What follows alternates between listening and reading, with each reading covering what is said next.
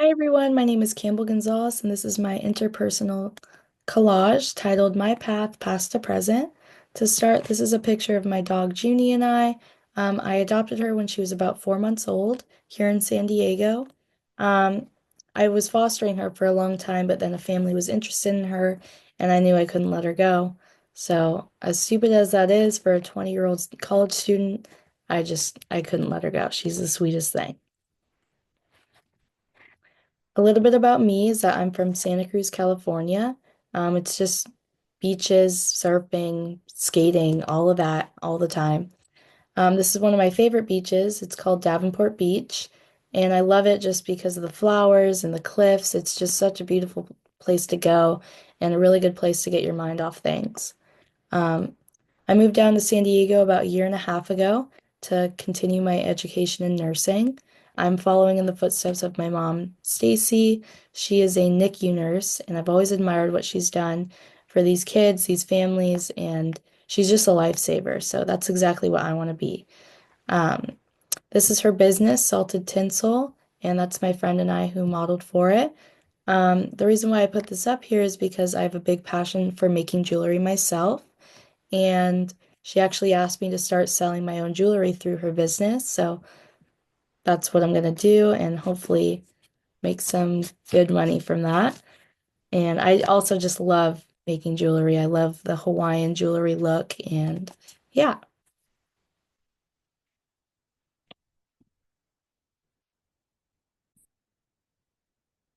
This is my family. We're a very nurturing family, as we learned in the lecture of interpersonal communication and culture with Brian.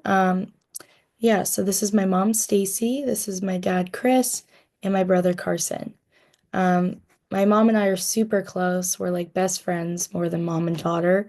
We do everything together and we dress the same. We wear the same jewelry. We buy the same things. It's kind of crazy how similar we are. A lot of people tell us that we look like sisters too, which is kind of funny. My brother and I, we used to not like each other at all, but in the last few years, now that we're both adults, we've gotten super close, and I think he's the funniest person ever. And we're really sarcastic with each other, and we kind of butt heads, but in a funny way. And it's always fun to talk with him. And then this is my dad. I love my dad. He is like my best friend. He always made my childhood the most fun. He would take us skating. He would do anything with us just to make us have the best childhood. And yeah, he was just a really, really good person to grow up with. And yeah, this is my second family I would consider my friends. I love my friends. They are just so supportive of me and they really show me like who good people are. And I haven't had the best luck with friends in the past, so meeting these people and being surrounded by them just makes me feel so good all the time. Um, this is my roommate Ava. This is my friend Nick, and all of these friends right here from my hometown. And so are these girls down here. Um, yeah, they're just very, very good people, really down to earth. They love to do whatever, and I love that too. They're very spontaneous, and that's exactly the kind of friend that I love having around. So, yeah. I would say my pride and joy in life is definitely my animals. I love my animals.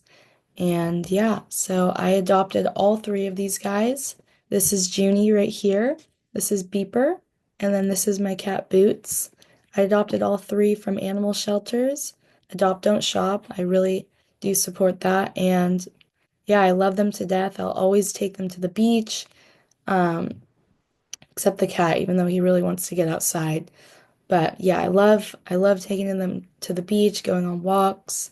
I just bring them around wherever I go just so they can experience as much as they can. And yeah, I would say my greatest pain was meshing with the wrong people from home. I had a friend group in sixth grade that I became best friends with. We were super close. We would do everything together. We were all intertwined with our families. We all loved each other very much. But I was dating one of the guys in the group, and when him and I broke up, everyone had turned against me. So it started with just pointing at, laughing at, just that, but then it progressed into going around me in big groups of guys, like 20 guys would get around me and point at me and pick out every bad thing about me and just scream at me about it. They would throw food at my head.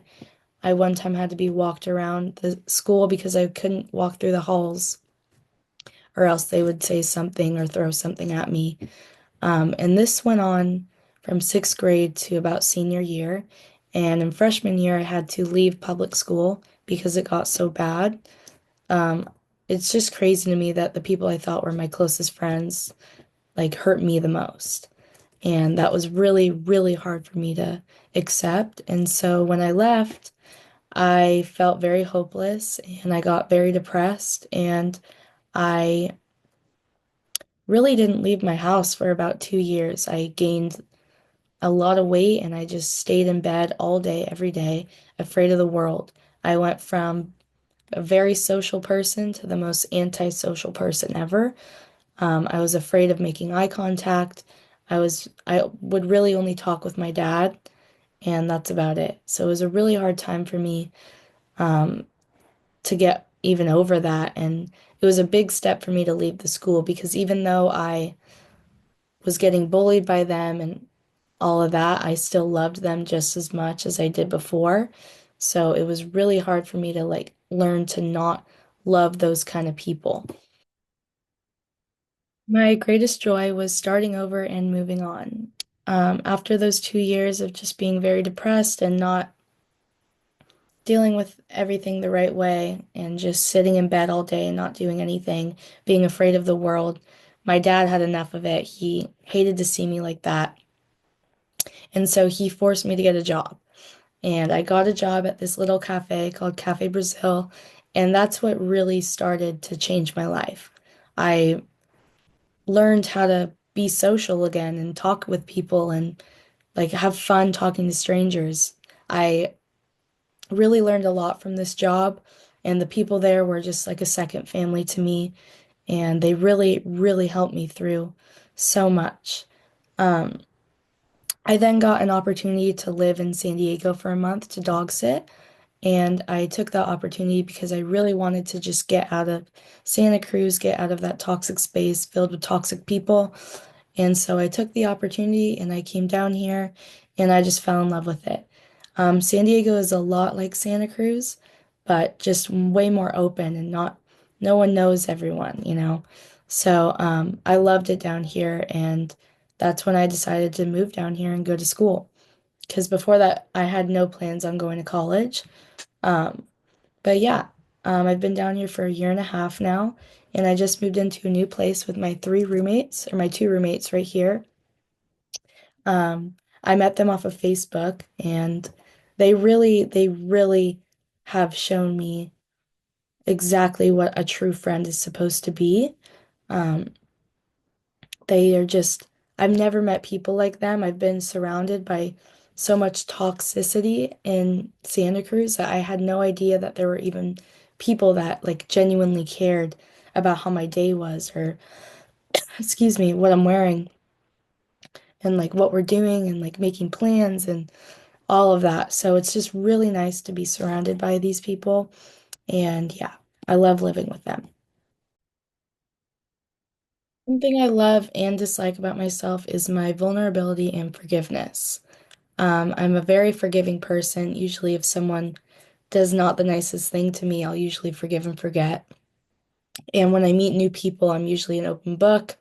I'll just share whatever and, make someone feel as comfortable as possible with me and they can be vulnerable with me too. But that does come with a price. Being too vulnerable is not the best, especially for me, because I've learned that if you're too vulnerable with someone and too open, they could use those things against you in some ways. And I've learned that the hard way. And same with being too forgiving. You know, I've been called a people pleaser because I'll forgive and just forgive and forgive and forgive and not, set some boundaries. And I've learned that dialing those down a little bit has been way better for me. So, yeah.